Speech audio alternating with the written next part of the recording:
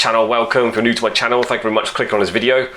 I was a professional jeweler for 20 odd years, and now I'm in Japan making videos as a fully qualified moissanite instructor and a keen rawhide mallet enthusiast. So let's get into it.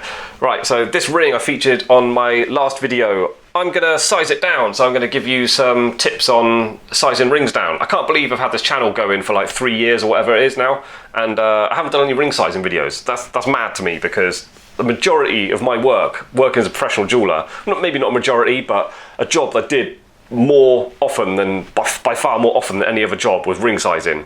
So yeah, I'm amazed that I didn't lasted all this time without doing any videos on it. Anyways, let's do one today. Okay, for those of you that don't know, I imagine most people watching this don't know the backstory of this ring. When you mentioned it briefly in one other video. Just come back from a long break, 6 weeks in England and Spain. My wife was, just before we left, my wife was given this, so it was the first thing I picked up when I came back to Japan. Having a close look at it, a load of old crap, terrible quality diamonds. I wonder if I can show you up close. Horrible quality diamonds. They're all, you can see that. There's all like grey bits and black bits in there. They're all cloudy and horrible. But the ring is in good condition. It's a two-piece casting. That means the head is one cast piece, and then the shank is another cast piece.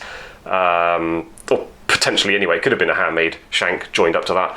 Anyway, yeah, horrible, crappy, sort of low-quality ring. This is just classic, like English jewelers, just high street, just normal stuff they sell, low quality, bit cheap. But it does its job. There's nothing wrong with it. The stones are secure in there. They're not set very nicely, and it's all right. But yeah, not quality handmade piece. Anyway, so to size that down, say you're giving a ring like that, to size it down, first of all, check over it, make sure it's safe for sizing, like there's no broken stones customers don't know about, no claws that missing or about to break off, no cracks around the shank or anything. Yeah, just like if the hallmarks, even things like if the hallmark's totally like half worn out, just things like that. Anything you notice about the condition of it, if you're standing next to the customer, tell them what you're seeing as you're looking over it. I actually think, and don't rush it as well, I actually believe people like their jewellery being professionally checked over. So it's just the fact that it's in your hand and you're an expert on what's what. They like knowing what they've got. So they prefer it, especially if you take your time with it and give them a lot of information they didn't know about it. And also just saves you future headaches, because if you start sizing it and then stones falling out and stuff and claws coming off, you're doing all those repairs. Either for free, just get on with it, or you've got to make a bad, unenjoyable phone call for you and the person you're calling, telling them about how the ring's broken, it's going to cost more money to repair and stuff and add all these more problems. Anyway, so take your time checking over things. So this ring, I don't know if you, compared to the last video, that looks a bit shinier now. I did polish it. I polished the shank. I buffed over it around the outside and the inside, because the inside was quite liney, so I just improved it without going mad. Not really too much attention to detail. But the white gold part, the rhodium part, I don't have a rhodium plater here, and even if I did, I would still treat it the same to save me doing it again after polishing. Just very light, unless there's like a big scratch or some repair you had to do on the head. Just polishing a ring with rhodium plating parts, just very lightly touch them, just sort of brighten them up. Because as soon as you remove the rhodium plating, it looks horrible. So there's an extra job you got to do to it to re-rhodium it, and that's especially if you're stopping off, masking off the yellow bits so they don't get plated unnecessarily. It can be quite a time-consuming thing. Things need a full polish, then they need cleaning out really thoroughly. Someone at the door. Then you've got to mask off carefully all the gold bits, all the yellow gold bits, and then rhodium plate it. It's really quite an expensive job. So save yourself all that work and all that extra cost for people just by not polishing too hard the rhodium plated sections. So anyway, doing a lot of waffling today. There's a lot of stuff coming to my mind just looking at that. First of all, I'm going to show you in this video how to find a solder joint. There's not always definitely a solder joint. I can't see one with my naked eye. I do know there's one in there, because from before I worked on it, I checked around the inside, I could see a line. The sort of disappeared again now after polishing. Oh no, I can find it. Yeah, I can see there. There's a little dip. All right, let me show you.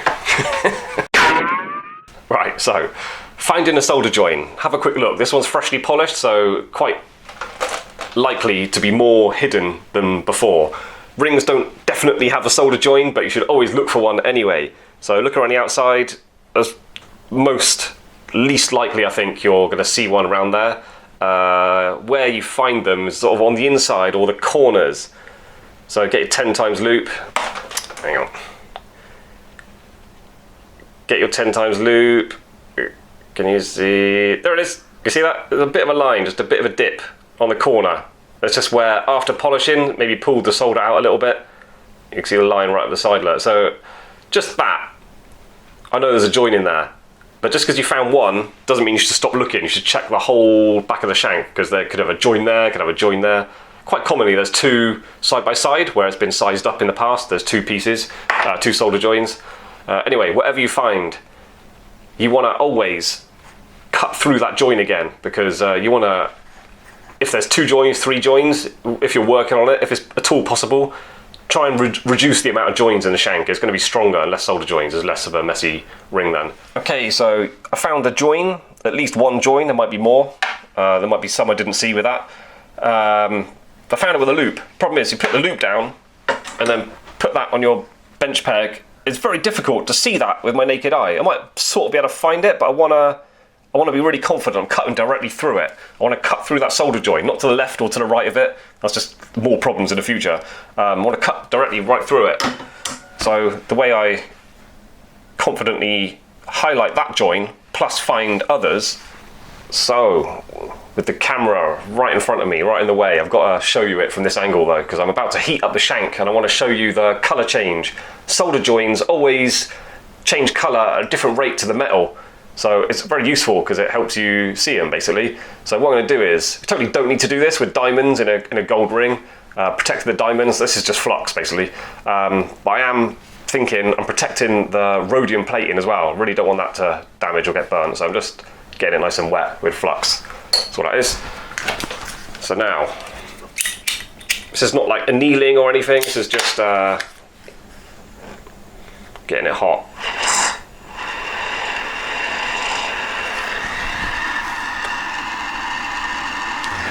See.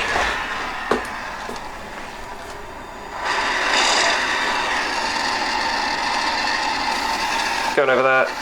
See that join there?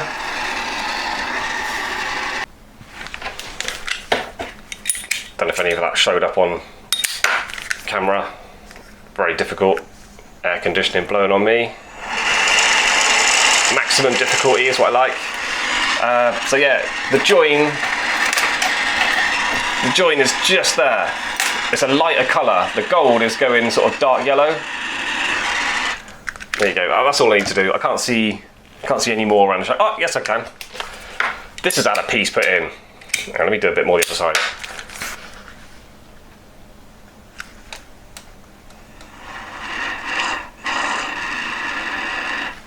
There we go. Right, let me show you that.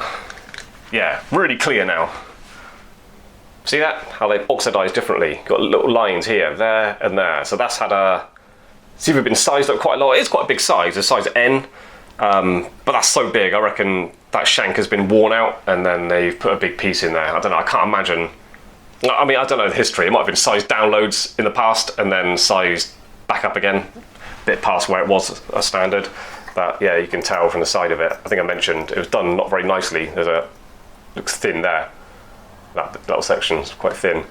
Unfortunately, I've sized it down for my wife. Cutting all that piece out again would be way too much. So I think I've only got cut out like three and a half sizes. So I could possibly, there is a chance to get rid of this flat spot a little bit. I cut it just that side of it and just that side of it. I can get rid of the worst of it, but not really free to do that because there's like codes and stuff inside the ring. Hallmarks, I would never ever remove a hallmark. I mean, I literally don't polish over hallmarks when they're already worn out quite often on like, especially gold rings. Platinum doesn't wear out anywhere near as much as gold. But yeah, rings wear out from the inside as well. So yeah, sometimes hallmarks are really, really thin. This one's a stamped one. The laser ones are always really thin. As unfortunately, you see that more and more nowadays. Just lasered in there.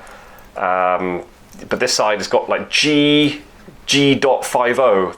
That's likely to refer to the diamond colour and weight. Like half carat, they look like sort of 20. There might be a 20 pointer there. Maybe a bit under. I don't know, 17, 18, either side. I don't know. Whatever. I might be totally wrong on that. that would make sense if that says 0.50, like half carat of diamond total weight G color. That might be what that means, not definitely.